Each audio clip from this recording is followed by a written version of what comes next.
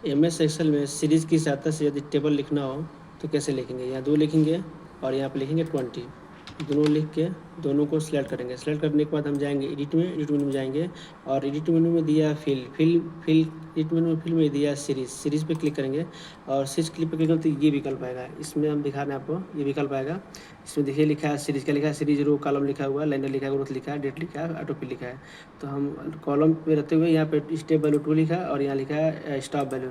तो stop value मान लिया हम लिखा है 20 तक लिखना है। जैसे ओके करेंगे तो यहाँ पे 2 का टेबल लिख देगा। इसी तरह 3 का लिखना हो तो फिर यहाँ 3 लिखेंगे और यहाँ पे लिखेंगे 30 और लिखने के बाद क्या करेंगे?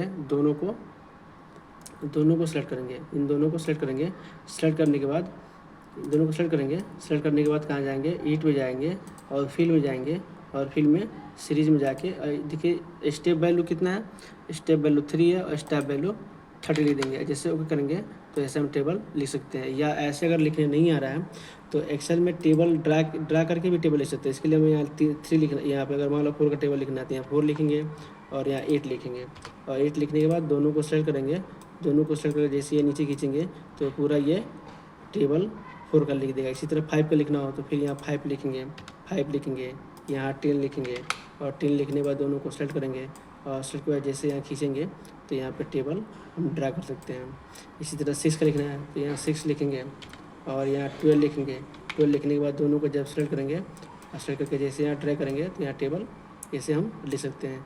या मान लीजिए आगे 19 का या 20 का या 22 का टेबल लिखना हो या 18 का टेबल हमें नहीं याद है, 18 का टेबल लिखना है तो 18 का टेबल लिख के यहाँ पे हम लिख देंगे 180 लिख देंगे।